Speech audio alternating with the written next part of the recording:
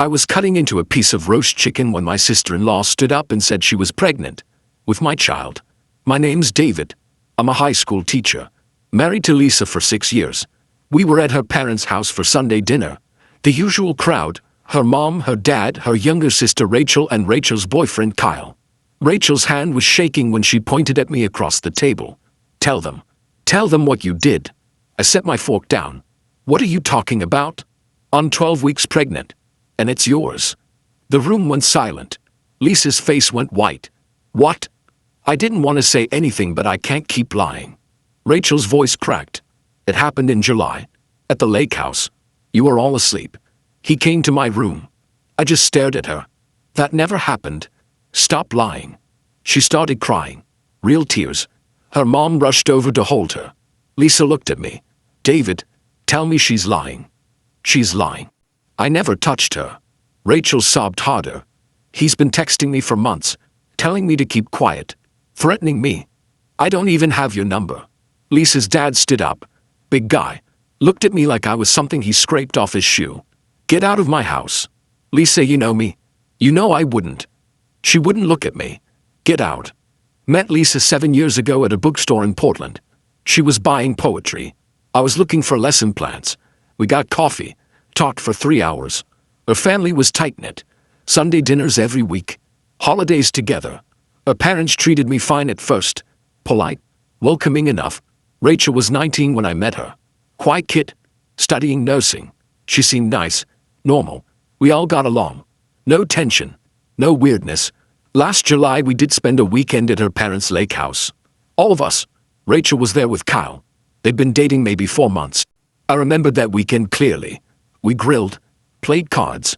I went to bed early both nights because I had a summer class to prep for. Nothing happened. Nothing even close. Now I was sitting in a Motel 6 off the highway because Lisa wouldn't let me back in our apartment. She texted once, "Don't contact me. Don't contact my family. I need time to think." I tried calling. She didn't pick up. I called her mom. She answered and immediately started screaming. Called me a predator. Said if I came near Rachel again she'd call the police. I tried to explain. She hung up. Her dad sent one text, "If you know what's good for you, you'll disappear." I sat on the edge of the motel bed staring at my phone. Rachel was lying. But why? And why now? I opened my laptop and started going through my phone records. Had to prove this wasn't real. I pulled every text message I'd ever sent. Every call log. Every email. Nothing to Rachel. Not one message. I checked my location history on Google Maps. July 12th through 14th, the lake house weekend. My phone didn't move from the main house except twice. Once to the dock. Once to the grocery store with Lisa. Never to Rachel's room. Never anywhere alone with her. I screenshot everything. Saved it to a folder. Then I started thinking about Kyle. Rachel's boyfriend. The guy who'd been sitting right next to her at dinner. Quite the whole time. Didn't say a word when she made her accusation. Just sat there, staring at his plate.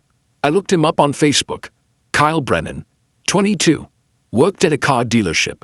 His relationship status still said, in a relationship with Rachel Monroe. Posted 2 days ago, a picture of them at some restaurant. She was smiling. He had his arm around her. Didn't look like a guy whose girlfriend just admitted to cheating. I scrolled further back. Found a post from August. Rachel tagged in it. Can't wait for what's next. Big changes coming. The comments were full of congratulations. Heart emojis. Her friends asking if she was engaged. She replied to one, not yet, but soon. Something even better. I stared at that. Something even better than engaged. My phone buzzed.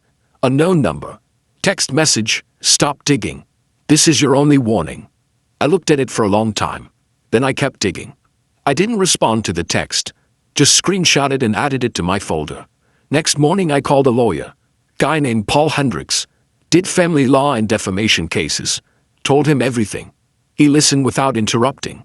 Do you have any proof you weren't alone with her? Location data. Phone records. Nothing connecting us. That's good. But it's defensive. What we need is proof she's lying. Motive. Evidence of fabrication. How do I get that? You don't? I do. He paused. This is going to cost you. And it's going to take time. If she's lying, there's a reason. We need to find it. I hired him that day. A week went by. No word from Lisa. Her family blocked me on everything. Then Paul called. I found something. Rachel filed for state assistance 2 weeks before the dinner. Medical coverage for pregnancy. Listed father as unknown. Unknown? Not me. Not you. Which means she wasn't planning to name you originally. Something changed. What changed? That's what we need to figure out. But there's more. Her boyfriend Kyle, he's got a sealed juvenile record. Assault charge. Pled down. And his family's broke. 3 brothers, single mom. They're barely getting by. I processed that. You think this is about money? I think this is about something. Money's usually a good guess. My phone rang while I was still on with Paul. Caller ID, St. Vincent's Hospital. Mr. Carver, we need you to come in. It's regarding Rachel Monroe. I told Paul I'd call him back. Mr. Carver? The woman's voice was professional, clinical. This is Susan Park from St. Vincent's Hospital. We need you to come in as soon as possible. What? What's going on? I can't discuss it over the phone. But it's urgent. Can you come today? Is Rachel okay? Boss, she's stable. But there's something you need to know. Please come alone. Don't bring family members. She gave me a time. 2 o'clock. I sat in the parking lot for 10 minutes before walking in. Susan Park met me at the front desk. Mid-40s. Scrubs. Clipboard in hand. She led me to a small office. Closed the door. Mr. Carver, Rachel Monroe listed you as the father of her child on her intake paperwork. I know. It's not true. She looked at me carefully. We ran standard blood work as part of her prenatal care. There were some irregularities. What kind of irregularities? Her blood type is O positive.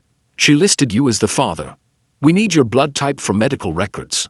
I'm AB negative. She wrote that down. Looked up. And your wife? A positive. She set her pen down.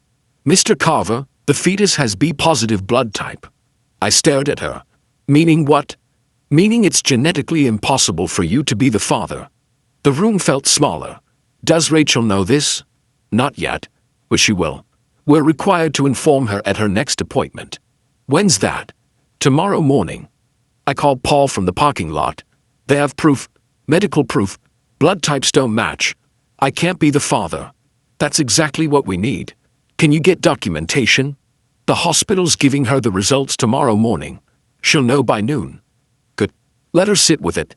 Don't contact her. Don't contact your wife. Let them come to you. And if they don't, then we go to them. With everything. I didn't sleep that night. Next day at 1 p.m. my phone rang. Lisa. I answered. David. Her voice was small. Shaking. Yeah. Rachel just called me. She's at the hospital. They told her. They said you can't be the father. Something about blood types. I didn't say anything. David, I don't understand. She was so sure. She had details. She knew things about that weekend. What things? She said you wore a gray shirt to bed. That you told her you weren't happy with me. That you kissed her by the dock. I wore a white shirt. I never went to the dock alone. And I've never been anything but happy with you. Silence. Why would she lie? I don't know. But I'm going to find out. Her parents are freaking out. My dad's saying the hospital made a mistake. My mom's saying Rachel must have been confused about timing. There's no confusion, Lisa. She lied. And someone told her to. Who? I think it was Kyle. Long pause. Why? Because he's the father. And they needed a fall guy. Lisa showed up at the motel that night. I opened the door. She looked exhausted. Eyes red. Can I come in? I stepped aside. She sat on the edge of the bed. I talked to Rachel. Confronted her about the blood test. What did she say? She broke down. Said Kyle told her to do it. Said his family would disown him if they found out. That they're Catholic. Strict. His mom already hates Rachel. So she just agreed to blame me? Lisa nodded. Tears running down her face. She said Kyle promised they'd come clean after the baby was born. That it was just temporary. To buy time. Temporary. I sat down across from her. She destroyed our marriage for temporary. I know. Your whole family turned on me. Your dad threatened me. Your mom called me a predator. I know, David. I'm so sorry. Sorry doesn't fix this, Lisa. She looked at the floor. What do you want me to say? I want you to tell me you believe me. Even for a second. She didn't answer. That told me everything. You should go. David, please. Go. She stood up, walked to the door, stopped. Rachel's telling my parents the truth tomorrow. Kyle's family too. She's ending it. Good for her. What are you going to do? I looked at her. I'm going to talk to my lawyer. And then I'm going to decide if I still want to be married to someone who thought I was capable of that. She left without another word. Rachel's confession came out 2 days later. She told her parents everything. Told Kyle's family. Posted an apology on Facebook that she deleted an hour later. Lisa's parents called me. Or Dad first. David, we made a terrible mistake. I didn't make it easy for him. Yeah, you did. We want you to come to dinner. Talk this through. As a family. I'm not family anymore. You're still married to our daughter. For now. He went quiet. I understand if you're angry. Angry doesn't cover it. Her mom tried next. Left a voicemail. Crying. Saying she was sorry. That she should have trusted me. I deleted it. Kyle's family cut him off completely. Kicked him out. Last I heard he was sleeping on a friend's couch. Rachel moved back in with her parents. The baby was due in 4 months. Lisa came by one more time. I filed the divorce papers. She looked stunned. What? You heard me. David, I said I was sorry. I made a mistake. We can fix this. You didn't make a mistake, Lisa. You made a choice. When it mattered most, you believed her over me. I was scared. Confused. She's my sister. And I'm your husband. Was your husband. She started crying. Please, don't do this. I handed her the papers. Sign them. She did. Right there. Hands shaking. I watched her walk away for the last time. Paul called a week later. It's done. Divorce is final. Good. You okay? I looked out the window of my new apartment. Yeah, I'm free.